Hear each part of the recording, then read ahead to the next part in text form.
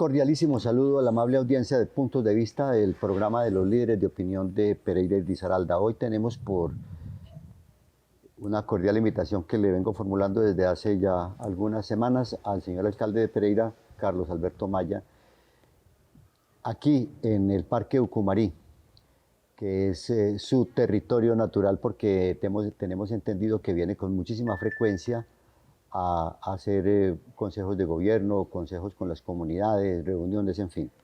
Señor alcalde, muchísimas gracias por aceptar esta invitación. Hola Luis, un saludo para usted, para todos sus televidentes, para todos sus seguidores en las redes sociales. Muchas gracias por la invitación y excúsenos que no se había podido dar con antelación, toda vez que la agenda es un poco apretada y es un poco compleja. No es tan habitual que le demos tantas entrevistas al mismo periodista, pero pese a ello, aquí estamos con usted. Muchísimas gracias, yo lo comprendo, pues no solo he sido asesor de alcaldes en el pasado, sino que además gobernar no es fácil, como lo veníamos conversando o dialogando fuera de cámaras. Regáleme esta pequeña pausa y regresamos enseguida para que entremos con un panel de informaciones y de notas que he recibido y de inquietudes que también como periodista tengo para que las conversemos acá en este sitio. ¿Te imaginas un aeropuerto cerca de lo mejor de la región? En 15 minutos estás en el Bioparque Ucumarí. En 1 hora te enamoras de Salento. En 65 minutos te diviertes en el Parque del Café. Aeropuerto Internacional Matecaña, cerca de todos tus destinos. Señor alcalde, debo primero que todo reconocer que debo ser honesto con la audiencia del programa Puntos de Vista. Yo he tenido algunas... no pocas, por cierto, contradicciones, y he sido un crítico permanente de su administración por múltiples motivos que ya los hemos hablado en el pasado. Usted bien sabe que no es nada personal, de lo contrario ni siquiera me hubiera recibido, no es nada personal. Debo decir también que en el pasado con el doctor Carlos Alberto Maya fuimos compañeros de gabinete por allá en el gobierno de Juan Manuel Arango del 2004 al 2007. Él era, creo que, coordinador de Hacienda. Coordinador del área contable. Del área contable de la Secretaría de Hacienda del municipio. Yo trabajaba como director de comunicaciones de la alcaldía y se realizó una campaña de cultura ciudadana en donde cada 2, 3 días tenía que ir a la oficina de él a que me aprobara un CDP, un certificado de disposición presupuestal, para poder avanzar en esa campaña que tuvo un éxito importante en esa época. Pero yo quiero insistir en que no es nada personal. Yo tengo en mi haber un patrimonio de confianza y credibilidad en la opinión pública de Pereira y Risaralda y no puedo perderla, de tal manera que en mi corazón siempre está la duda de todo lo que se hace en lo público y usted lo comprende. En ese punto, usted en repetidas ocasiones, alcalde, ha dicho en sitios públicos y en entrevistas que bienvenida la crítica. ¿De verdad? Bien, Luis, no te preocupes por ello. Yo nunca he llamado a un periodista a su número telefónico ni vía WhatsApp para que cambie sus posiciones. Tampoco suelo mandar razones, tampoco doy vetos. Soy consciente que estamos en un país democrático en donde debe primar la libertad de expresión y en este caso la libertad de prensa es fundamental. Por supuesto que a veces hay críticas agudas que uno no comparte, pero yo prefiero que días después o semanas posteriores a esas críticas, esos cuestionamientos sin fundamento, me permitan abrirles sus micrófonos y sus cámaras para hacer cualquier claridad que exista al respecto. Y de hecho, si hubiera estado bravo contigo, yo no te hubiera dado otra entrevista. Las que me han precedido, las que he tenido con usted también han sido llenas de críticas. Y las críticas nos tienen que ayudar a seguir avanzando. Estamos en un país democrático, reitero. O sea, ¿no le incomodan las críticas? No, incomoda. Y en esta entrevista, al igual que cualquier entrevista, puede hacer cualquier pregunta. No nos hemos puesto de acuerdo con antelación qué preguntas me vas a hacer. Esta no va a ser la sección, y no solamente con usted, sino con cualquier periodista que le entregamos la oportunidad de hacernos una entrevista para informar a todos los pereiranos frente a los acontecimientos de la ciudad de Pereira. Evidentemente, así ha sido y esperamos que así siga siendo. Yo le garantizo que de mi parte el mejor esfuerzo para ser honesto con mis opiniones, pero hay algunos aspectos, por ejemplo, señor alcalde, el de la avenida Los Colibríes, que tiene un retraso sustantivo, pues ahí está avanzando en este momento, pero tiene sin embargo ese proyecto vial de la ciudad un un sobrecosto o un costo adicional, porque una cosa creo que es un sobrecosto y otra cosa es con costos adicionales. Creo que por 12.000 millones de pesos, ¿qué esperanza tiene la opinión pública de que al terminar su gobierno esa avenida, ese primer tramo de Condina al Tigre, al cruce del Tigre, el río Conzota, se haya terminado? Bueno, Luis, eso es un tema que ya hemos hablado en repetidas ocasiones, pero sea esta una nueva oportunidad para referirnos al tema. Número uno, esta es una vía que estamos ejecutando, que está planeada en la ciudad de Pereira hace más de 23 años. Sí. Estaba formulada en el Plan de Ordenamiento Territorial del año 2000 y ninguno de mis antecesores se había preocupado por hacerla, y ello implica una difícil, unas complejidades muy terribles en ese corredor urbano, en ese corredor vial de alto flujo vehicular, alta accidentalidad y un número de muertos muy importante. Hace más de 60 años no se construye una avenida de 6 carriles en la ciudad de Pereira, y algunos me decían, no, es que la Belalcázar tiene esas características. No, es que la avenida Los Colibríes o la nueva avenida Cerritos va a tener 5.4 kilómetros. Estamos ejecutando la primera fase de 3.2 kilómetros. La avenida Los Colibríes no tiene ciclorrutas para la gente. La nuestra va a tener ciclorrutas para la gente y, por supuesto, andenes para los ciclistas. Es importante también destacar que ya va a tener algunos corredores biológicos para garantizar el flujo de las especies allí, y eso fue una solicitud que me hizo la comunidad asentada en el sector y que en los estudios y diseños definitivos quedó previamente establecido. Van por túneles, ¿no? Sí, señor, pero hablemos de las supuestas moras. Correcto. El proyecto inicialmente estaba previsto para 20 meses que al día de hoy no se han terminado, y solamente se le ha adicionado 3 meses. Se habla de adiciones presupuestales o sobrecostos y al día de hoy no se le ha hecho una sola. No se ha pagado ningún dinero adicional. En la ejecución del proyecto están las estimaciones inicialmente previstas. Es factible que en los próximos meses se pueda incorporar una adición producto de mayores cantidades de obra, pero no por sobrecostos. Producto que la materia prima ha cambiado en el tiempo, porque el valor del dinero en el tiempo no es igual a la fecha de los estudios y diseños. Los estudios y diseños definitivos de esta vía los hicimos en el año 2020, cuando las variables macroeconómicas eran completamente diferentes a la fecha. El salario mínimo no había crecido el 16%, la inflación no estaba por encima del 12%, la tasa de cambio del dólar no estaba por encima de los 4.500 pesos. Estos 3 factores hacen que cualquier proyecto de ingeniería, de ejecución de obra, cambie los valores inicialmente previstos. Sin embargo, al día de hoy no tiene adiciones presupuestales de ningún tipo. ¿La va a tener? Pese a ello, es factible que la vaya a tener a partir del informe de interventoría que se presente a la Secretaría de Infraestructura, por supuesto a partir del análisis presupuestal y financiero que avalemos para ello. Frente a la terminación de la obra, no se ha terminado el tiempo de ejecución. El tiempo de ejecución en esta ocasión, con los 3 meses de adición, será para el 28 de julio, finalizando julio. Y pese a ello, el contratista me ha manifestado la intención de terminar para la fecha prevista la ejecución de la obra de la primera fase. Como me había comprometido, no vamos a dejar el tráfico a la altura del Tigre. Ya publicamos para prepliegos la ejecución de la segunda fase, que está comprendida entre el Tigre y Cerritos del Mar, con el objetivo de garantizar que ese flujo vehicular pueda utilizar esta otra alternativa vial adecuadamente, sin ningún tipo de contratiempos. No hemos terminado la obra y ya me están hablando de los camiones y los tractocamiones. Esta va a ser una vía urbana, por consiguiente, por allí no podrán movilizarse las tractomulas que estamos viendo habitualmente por el corredor de Cerritos, producto del puente que se ha caído en el corredor vial entre Quindío Valle, y que lamentamos esa situación a la fecha. De eso precisamente le quería hablar. Hay una percepción de que ni la institucionalidad en su conjunto, o sea, lo público y lo privado, no han hecho una tarea efectiva para que el Ministerio de Transporte, la Agencia Nacional de Infraestructura e Invías intervengan y garanticen que ese tráfico de vehículos pesados no causen ese trauma tan grande que hasta muertos ha habido en esa vía a raíz de ese tráfico tan congestionado. Yo comparto esa preocupación, Luis. Yo le he escrito sendos oficios a Invías, a lo que se ha denominado Vías del Sabán también. No solamente ello, también le he puesto twitters y mensajes comunicacionales en diferentes redes llamando la atención.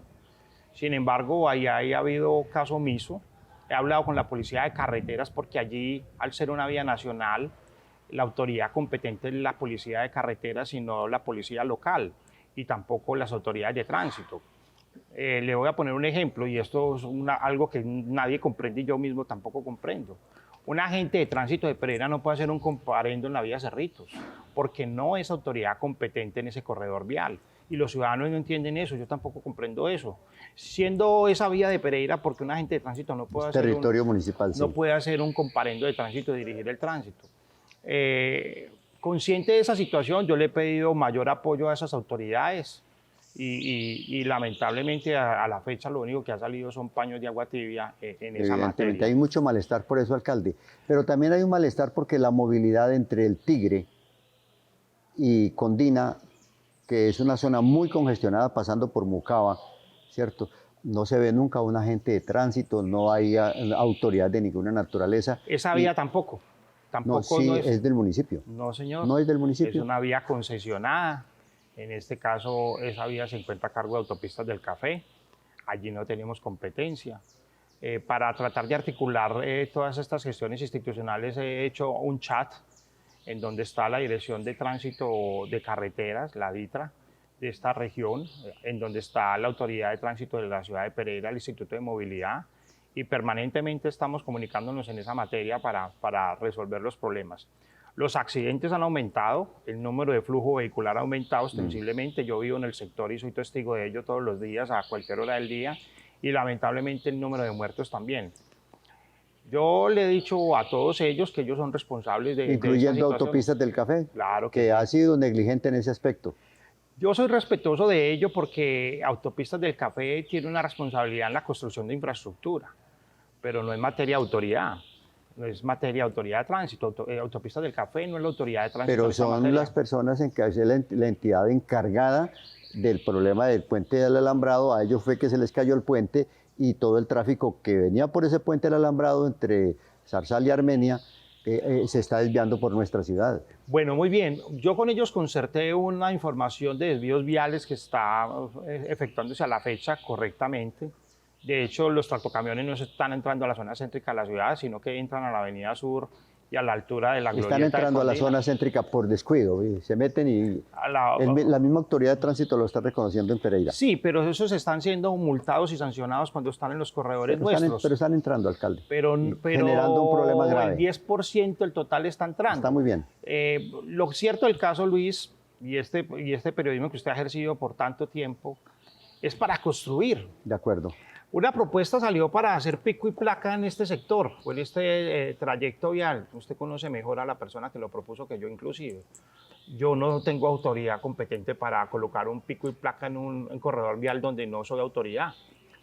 De hecho, no estoy de acuerdo del todo con ello porque ello afecta los costos del transporte en este sector y con esta inflación no podemos incurrir en decisiones que nos aumenten el crecimiento de la canasta familiar más de lo que ya existe. El crecimiento de los fletes, en este caso, aparte del crecimiento del precio de la gasolina, pues da cuenta que el transporte está aumentando mucho los costos de las empresas, las industrias, las importaciones, las exportaciones. Pero lo cierto del caso es que lo que necesitamos es una solución estructural. Hoy, ¿qué está padeciendo Pereira? Está padeciendo que su crecimiento significativo da cuenta que crecer duele. ¿Cómo duele crecer, Luis? Como en la película, sí, señor. Esto duele muchísimo. Y como hemos pasado a ser una ciudad intermedia, una ciudad grande, pues hay mayores flujos vehiculares. El crecimiento del parque automotor de 2006 a la fecha ha crecido en más del 300%, Luis, más del 300%. Usted ve carros por todas partes, inclusive en los barrios más humildes de Pereira ya no caben los carros. No caben los carros. ¿Y es por qué? Porque la gente no opta por utilizar el transporte público. El transporte público... El nuestro es el más económico del país en materia de transportes masivos. Hay algunas deficiencias por unos buses que ya están obsoletos. ¿Cómo no reconocer ello? De acuerdo. Yo disiento de mis antecesores que han ampliado el número de kilómetros recorridos en esos buses. Inicialmente la licitación estaba prevista para 600.000 kilómetros y por asuntos que son ajenos a mi voluntad, En gobiernos anteriores, Megabús se amplió la vida útil a 800.000 kilómetros, a 1 millón de kilómetros y 1.200.000 kilómetros. Y el concesionario gana por kilómetro recorrido. Y eso hace que hayan buses chimenea en Pereira que se varen todo el tiempo y que no estén en las mejores condiciones.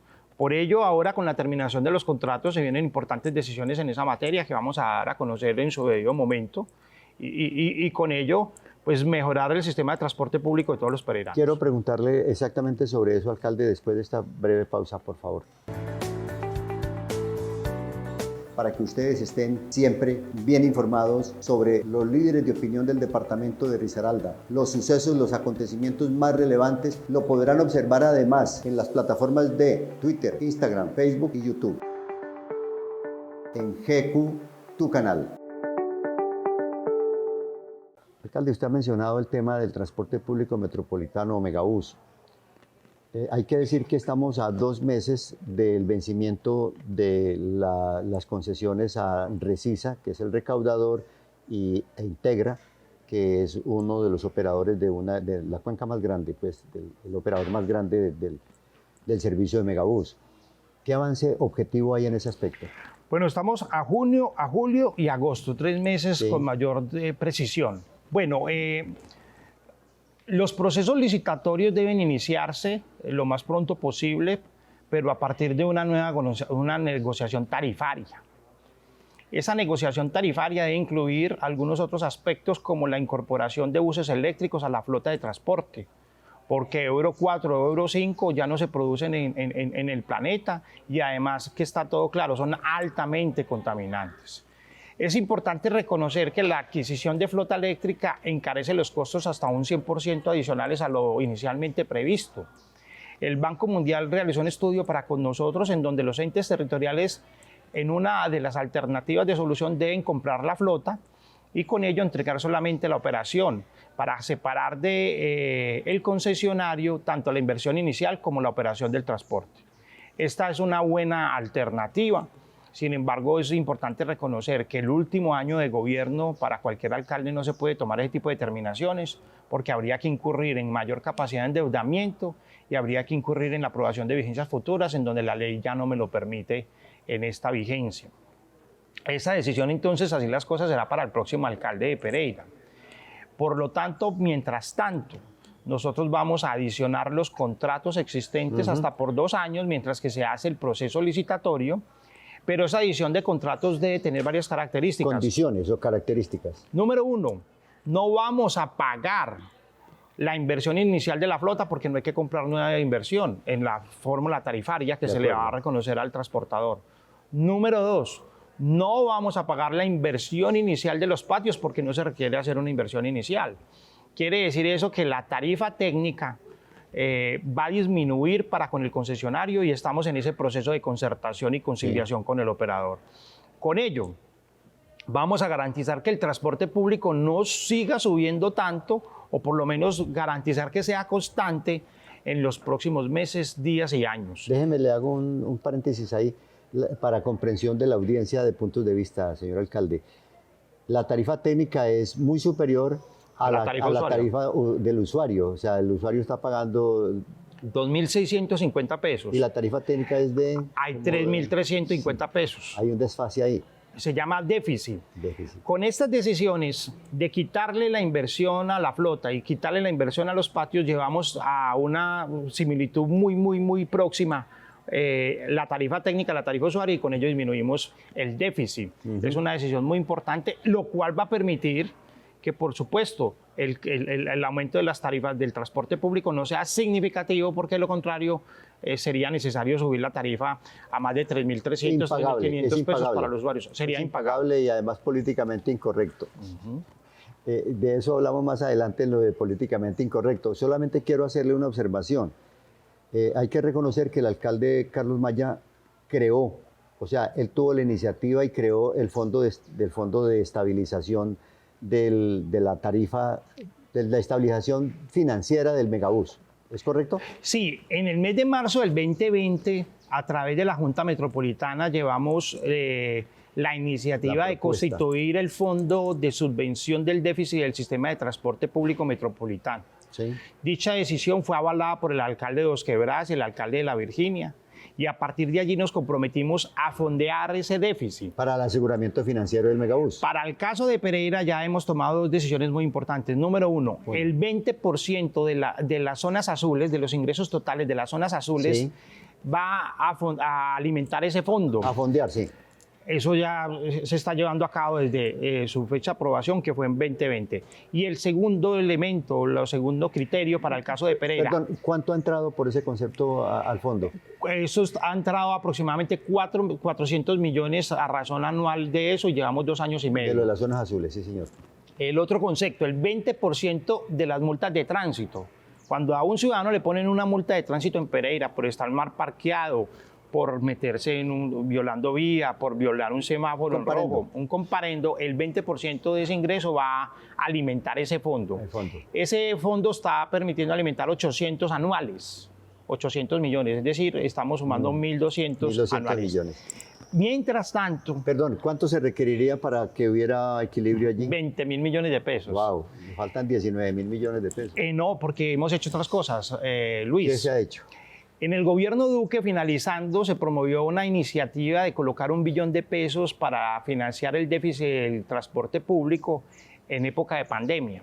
Por cada peso que puso el gobierno nacional, el gobierno local debía colocar otro peso. ¿El gobierno local es quién? Los gobiernos de Pereira, Dos Quebradas, La Virginia. A mí lo que me dicen es que los alcaldes de Dos Quebradas... Ya iba para allá. No ponen sino Nosotros problemas. Colocamos 5.800 millones y el gobierno nacional colocó 5.800 millones. Sí. Es decir, de esos 20.000 millones ya hemos saldado. O sea, tienen 12 más o menos. 12.000, 13.000 millones de pesos. Sí, sí. Y es importante destacar y reconocer que el municipio de Dos Quebradas y el municipio de La Virginia han sido más conservadores en la posibilidad de alimentar dicho fondo.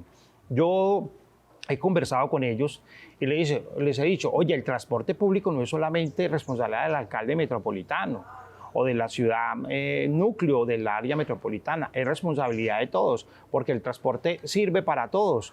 De hecho, una de las cuencas más utilizadas es la cuenca Dos Quebradas, y allí es donde hay que hacer un esfuerzo financiero importante. La última vez que conversamos este tema fue en la Junta Metropolitana de la semana pasada.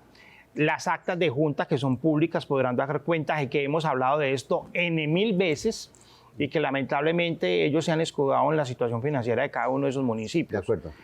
Yo también he comparado esta situación con otros alcaldes de Colombia. El alcalde de Bucaramanga, con su área metropolitana, tiene las mismas dificultades. El área metropolitana del Valle de la Borrá, con el alcalde de Medellín, tiene esas mismas dificultades con nosotros. Barranquilla es desastroso. Barranquilla también. Cartagena es... Bueno, Cartagena es el único megabús, que es el único sistema de transporte masivo que está súper bien. No, estás equivocado, No. Luis. ¿Seguro? Es el de Pereira el que está mucho mejor que los anteriores. ¿En serio? Quiero contarle que el déficit del de Bucaramanga es de 400.000 millones de pesos, que el de Cartagena le han suspendido hasta el recaudo los operadores porque no les da.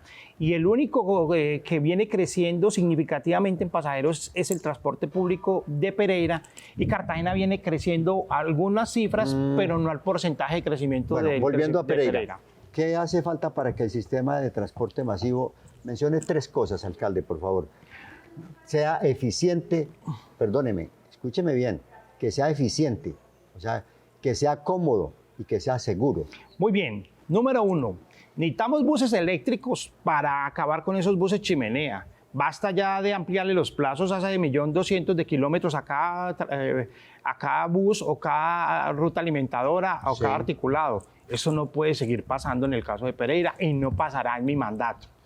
Número 2, necesitamos que los alcaldes de La Virginia y Dos Quebradas, así como el de Pereira, sigan alimentando el fondo para garantizar la financiación del sistema de transporte masivo. Que se metan la mano al bolsillo. Sí. Y número 3. Porque solamente piden puestos. Eso me han dicho a mí. Y número 3. La verdad. Y número 3. Necesitamos un sistema sancionatorio tan rígido que ningún motociclista, ningún vehículo se suba al carril solo bus. Estamos en ese proceso. Lamentablemente el tiempo de la pandemia del paro nos aplazaron algunas decisiones. Es una medida muy impopular, pero será necesario. Usted quería poner, quería poner cámaras para poder sancionar a los que se meten al solo bus. Eso hay que hacerlo. Eso en países como el nuestro, es muy impopular. Estamos en un proceso licitatorio en esa materia. Estamos analizando la viabilidad jurídica de la posibilidad de hacerlo en mi último periodo de gobierno. Es muy impopular.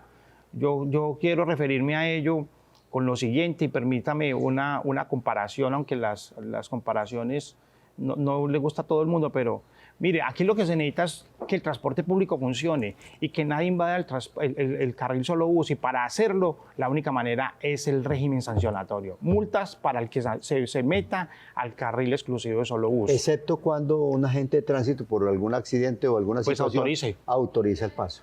Autorice. Alcalde, tengo tengo un arsenal de preguntas aquí que usted comprende, ¿cierto? Llevamos más de 4 meses que no hablábamos y a mí no me gusta preguntar estas cosas en las ruedas de prensa porque usted siempre se va por la tangente en las ruedas de prensa. No hay pregunta que yo no responda en una rueda de prensa. Pero a Luis. su manera, en cambio aquí no, aquí yo lo aparsano. En un momento vamos a grabar con el alcalde la segunda parte de este programa. Rogamos a la audiencia de puntos de vista la comprensión, que está un poco largo, pero es que es necesario porque la opinión pública necesita información como la que le estamos planteando al señor alcalde de Pereira, Carlos Maya, con una inquietud final en una respuesta muy breve.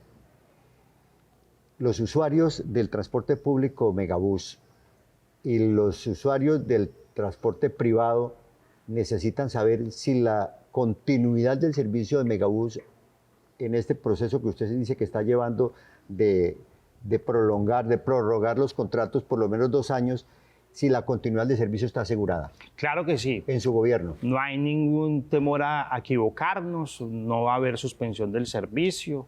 La difícil situación financiera de la empresa no va a implicar suspensiones de rutas ni trayectos. Los concesionarios deben cumplir y ejecutar sus contratos a cabalidad y no va a haber ningún nivel de riesgo en esa materia. Ahora que estamos en campaña, la gente se atreve a asegurar ese tipo de cosas, pero tengan la plena certeza que no se va a suspender la prestación del servicio. Los invitamos entonces a todos los amigos de Puntos de Vista que escuchen este segundo programa que vamos a grabar aquí mismo en el Parque Ucumari a continuación.